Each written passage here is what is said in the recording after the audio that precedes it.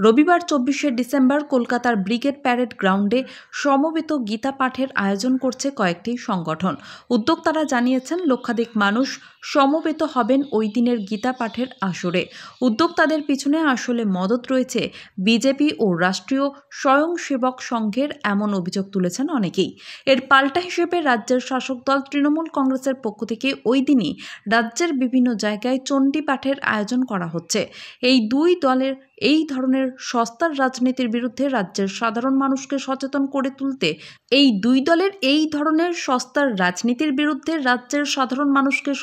করে তুলতে রবিবার 24শে ডিসেম্বর দেশের সংবিধান পাঠ করে রাজ্যের মানুষের মধ্যে সাম্প্রদায়িক হিংসা বন্ধ করার বার্তা দেওয়া হবে বলে জানিয়েছে জাতীয় কংগ্রেস। কেন্দ্র ও রাজ্যের দুই শাসক দলের বিরুদ্ধে ধর্মের উস্কানির অভিযোগ তুলে ওই দিন চুপচাপ বসে না থেকে আসরে নামতে চলেছে জাতীয় কংগ্রেসও। রবিবার পশ্চিম বর্ধমানের দুর্গাপুরের ইস্পাত নগরীতে সংবিধানের রচয়িতা বি.আর. আম্বেদকরের মূর্তির পাদদেশে চলবে সংবিধান পাঠ।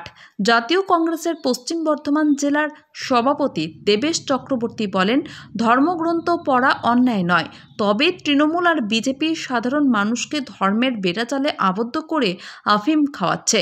সংসদে বিরোধীরা সাধারণ মানুষের নিয়ে কণ্ঠ তুললে তাদের কণ্ঠ রোধ করা হচ্ছে। তৃণমূল এবং বিজেপি নিজেদের মধ্যে সেটিংয়ের রাজনীতি করে, আর নিজেদের মধ্যে লড়াই হলে ধর্মের নামে ঠেলে দিচ্ছে। তারই প্রতিবাদে তাদের এই সংবিধান পাঠ। দেখুন, গণতন্ত্র লুট হচ্ছে। আপনারা জানেন পশ্চিমবঙ্গের বুকে ভোটের নামে প্রহসন, এটা নতুন নয়।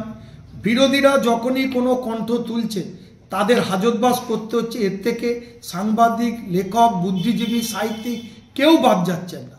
এবং মানুষের সাংবিধানিক যে প্রতিষ্ঠান, ভারতবর্ষের গণতন্ত্রের যেটা মেন পীঠস্থান আমরা বলি পার্লামেন্ট, সেই পার্লামেন্টেও দেখা যাচ্ছে বিরোধীদের কণ্ঠকে রোধ করে তাদের সেখান থেকে বহিষ্কার করে দেওয়া হচ্ছে। যারাই সেখানে সাধারণ মানুষের কথা বলছেন তাদের স্তব্ধ করে দেওয়ার চেষ্টা চলছে। আমাদের তাই মনে হয়েছে সংবিধানকে বাঁচানো দরকার, ভারতবর্ষের গণতান্ত্রিক কাঠামোকে বাঁচানো দরকার। তাই আমরা ওই দিনকে সংবিধান পাঠ করে শপথ নেব। গীতা পাঠ চণ্ডী পাঠ নয় কেন? দেখুন, সব ধর্মই হতে পারে। যদি আমরা বলি গীতা পাঠ চণ্ডী পাঠ, এটা কোনো অন্যায় নয়। গীতা পাঠ মানুষ যারা হিন্দু ধর্মে আছেন তারা গীতা পাঠ চণ্ডী পাঠ করেন, যারা ইসলাম ধর্মে আছেন তারা কোরআন পাঠ করেন, যারা খ্রিস্টান ধর্মে আছেন তারা বাইবেল পাঠ করেন, গুরু গ্রন্থ সাহেব পাঠ করেন, যারা শিখ সম্প্রদায়ের আছে।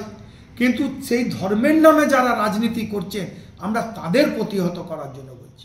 মানুষকে ধর্মের বেড়াজালে আফিম খাওয়ানোর চেষ্টা চলছে, মানুষকে সাধারণ প্রবলেমের থেকে দৃষ্টি ঘুরিয়ে দেওয়ার চেষ্টা চলছে। হঠাৎ করে এই দুজনের একসাথেই মনে পড়লো চণ্ডী পাঠ করতে হবে, গীতা পাঠ করতে হবে। আমরা বরাবরই বলেছি এই দুটো তৃণমূল এবং বিজেপি সেটিংয়ের রাজনীতি। এরা পুলিশ প্রশাসনকে দিয়ে এখানে হনুমান জয়ন্তী, রামনবমীর মিছিলের পারমিশন দিয়ে তৃণমূল কংগ্রেস পাল্টা তার ভৈরব বাহিনীকে বলে পাল্টা মিছিল করো, যাতে সেখানে দাঙ্গা লাগাতে সুযোগ হয়, যাতে দুটো দলের সংঘর্ষ হলে এটাকে ধর্মের নামে ভেঙে দেওয়া যায়, মেরুকরণের রাজনীতি করা যায়। এই দুটো দল সেই চেষ্টা করে, আমরা তার বিরুদ্ধে প্রতিবাদ। Bureau report, SDTV news.